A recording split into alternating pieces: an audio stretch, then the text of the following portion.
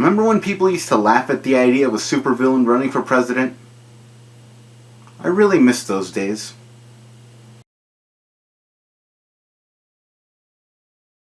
Hello, Internet! Welcome to Tales to Showcase, where we abandon our better judgment, all in the name of patriotism.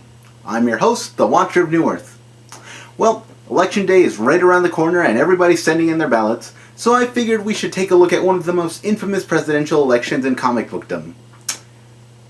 However, it's November, and I kind of felt we should do something special. I mean, there are lots of reasons I like November. You know, the changing weather, Thanksgiving, the Thanksgiving Day parade, my birthday. Excuse me.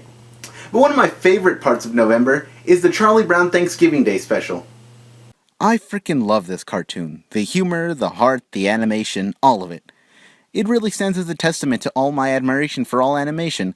And so, to commemorate this, all through November I'll be looking at what the superhero industry has to offer in the way of animation. So with all that in mind, I'd like to welcome you all to Animation Month. Let's get things started with Superman, Batman, Public Enemies.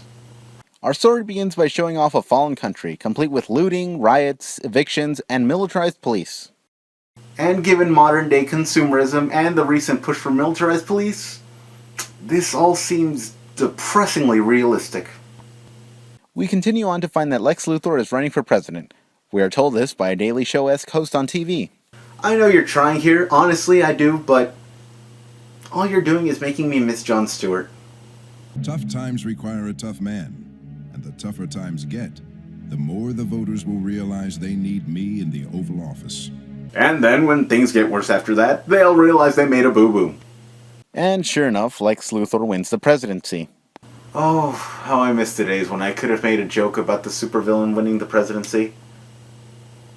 During his inauguration speech, Luthor brings up the classic "superheroes are not above the law" line, and says that he's taking steps to make them government-sanctioned. Superheroes working for the government? Well, I guess since it worked out so well for Marvel in the comics, you should give it a try too. He introduces those that have already signed up for this, which include heavy hitters such as Power Girl and Captain Atom. Look closely, kids! This is what it looks like when you abandon your common sense and morality! The credits roll, and it's pretty sweet. I'm a huge fan of the silhouette art and camera movements in sequences like this. It just feels right for a superhero film. The voice actors in this include Clancy Brown, Kevin Conroy, and Tim Daly, people whose works you've heard in Batman the Animated Series, Superman the Animated Series, and Justice League. Bottom line, these guys are awesome. We join a car chase as police pursue their target. It seems like the guy is going to crash into traffic, but he suddenly soars over all the cars. He must have E.T. in the back seat. No, it's Superman actually. He carries the car over to stop traffic, but is confronted by Captain Atom, Major Force, and Power Girl. They subtly tease the fact that Superman is now stuck with low-level crimes such as this. Well, since you're so much higher than him, why the hell didn't you do something? The trio are there to try and get Supes to become a government agent like them.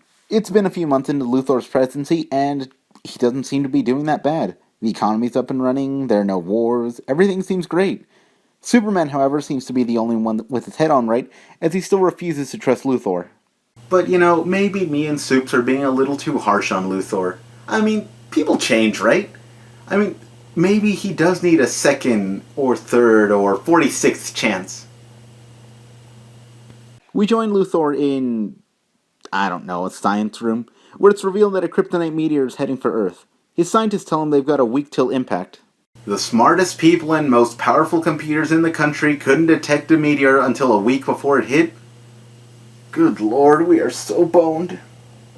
Luthor, however, seems confident that they can take it out with some missiles. Amanda Waller, who's working with him I guess, tells him to use the superheroes at his disposal to take it out, but he refuses. However, later that night he holds a press conference telling the world his plan, but he says that he wishes to meet with Superman. In the Batcave, both Superman and Batman watch Luthor on TV. Bats lets Superman know that the meteor is real, and he's coming up with a way to stop it. I'm gonna call it Bat Meteor Repellent. Superman decides to meet with Luthor. Luthor tells Supes his plan to blow up the meteor, but says that people would prefer if he had a plan B. Luthor tells Superman to come and work for him, and Superman reacts as you'd expect. But Sunday becomes woozy and grabs Luthor, and he angrily asks him what he's doing. It turns out that Luthor brought in Metallo for protection. Who else could stand up to you? Parasite, Doomsday, Captain Marvel, Captain Atom. Superman shoves Luthor to the ground. The Secret Service take Luthor, and a fight breaks out between Superman and Metallo. The fight scene is pretty sweet. For those of you who don't know, Metallo is a robot with the consciousness of an ex-soldier. He's powered by kryptonite core, meaning that Superman is always at a disadvantage.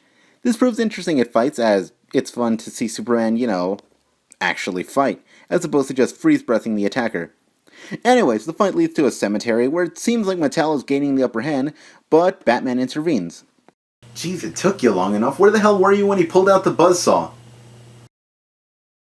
Batman isn't able to keep Metallo at bay for very long. Metallo notices that a piece of kryptonite has fallen out of him and he grabs it. Transforming his hand into a gun, he shoots Superman with the kryptonite bullet. Faster than a speeding bullet, my ass. Supes falls into a grave and Batman heads down there, but not before blowing up Metallo. Bat says that he's not sure he has enough time to remove the kryptonite before the wound heals, prompting Supes to ask where the Flash is when you need him. Knowing him, he's probably screwing with the timeline. Metallo recovers and buries them both. They survive and Batman suggests blowing a hole into the grave to get to the sewers and, eventually, the Batcave. Hearing the explosion, Metallo investigates, but is confronted by a silhouette. Bats and Superman reach the Batcave, but are greeted by Alfred with a gun. Alfred Pennyworth, here's someone ripping off a steel gate and still confronts them. Badass. In the Batcave, Alfred patches up Superman. Supes and Batman both watch as Luthor addresses the nation and frames Superman for the murder of Metallo, using footage from their meet. Luthor then goes on to say that his scientists believe that the radiation from the oncoming meteor is affecting Superman's mind. As such, he places a bounty on Superman for $1 billion. After the press conference, Power Girl enters to tell Luthor that Clark really doesn't have it in him to kill.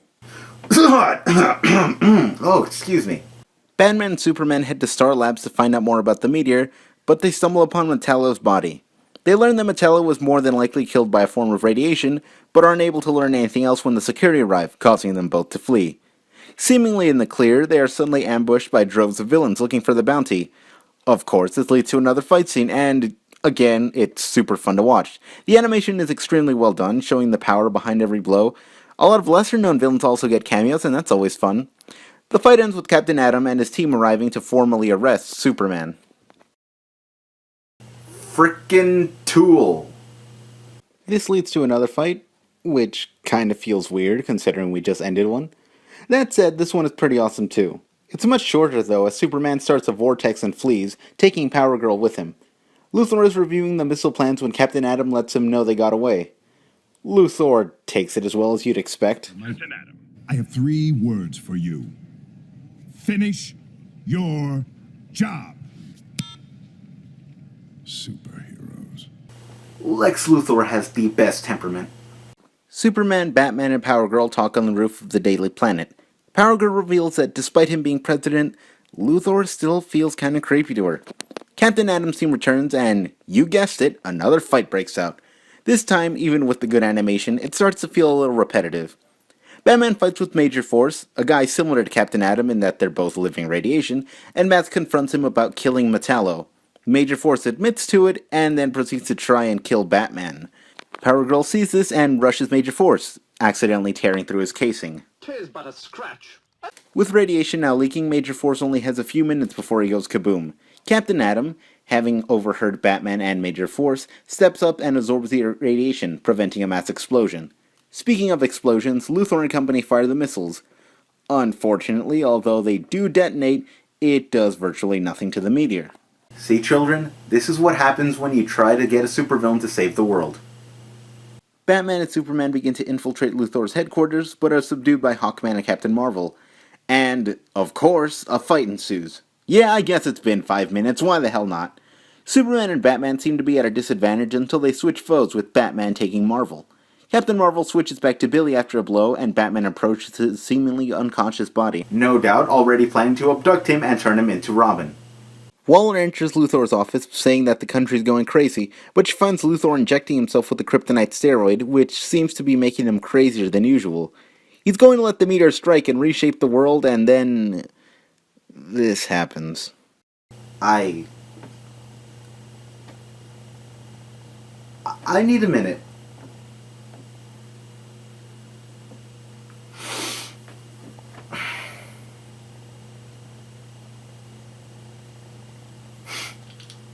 Well, after that uncomfortableness, Luthor goes to meet with Hawkman and Captain Marvel. However, it turns out to be Superman and Batman in disguise. They ask for all of the information on the meteor, but Luthor has the computer delete it. Waller, however, has a backup and tells him to go save the world. Luthor is furious at Waller, and when Waller tells the general to arrest him, he flees. He locks himself in his office, and the general goes to the door. Mr. President, are you all right? Do you think he's using the bathroom? Luthor breaks out with his mecha suit and pursues our heroes. Batman and Superman arrive in Japan to meet up with Power Girl. It's revealed that the only person that knows how to take out the meteor is a genius 13-year-old boy named Hero, but he calls himself Toyman. An animated superhero movie with a Japanese child genius named Hero? Excuse me a sec.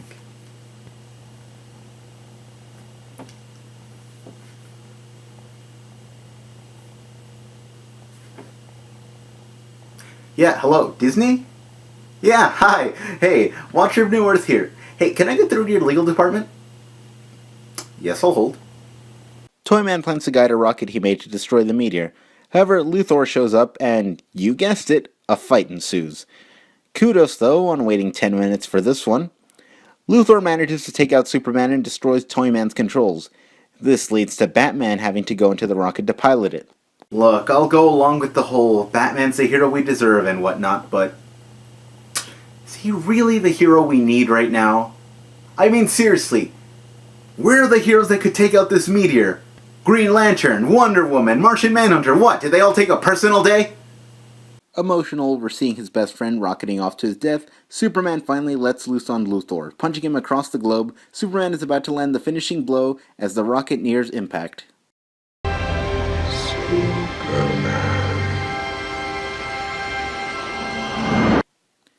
The meteor explodes and Supes decides not to end Luthor. Captain Atom and company arrive and Power Girl tells Superman that Toyman called in and said that there's a possibility of Bat still being alive. Superman flies off and sure enough finds him. And the movie ends with Luthor in custody, Batman heading back to Gotham, and Superman and Lois on the roof. And that was Superman, Batman, Public Enemies, and it was alright. It's by no stretch a bad movie, but the movie feels like it's 50% fight scene, which gets tiring. I'm not a big fan of the character designs, but they are meant to resemble Ed McGuinness's art from the original comic, so I guess I'll give it a pass. And as much as I've complained about the fight scenes, the animation in this is pretty good. Overall, a fun little movie to watch if you got an hour to kill. And heck, maybe it influenced who you're going to vote for this year. But just remember, this year, it makes no difference which one of us you vote for. Either way, your planet is doomed. Doomed! Still though, I feel like I forgot something happened today. Something important. Ah well, it'll come to me. Anyways, come back next week when Animation Month will continue, but things will be getting a little strange. Anyways, as always, thank you for joining me and I'll see you next time. This is the Watcher of New Earth, signing off.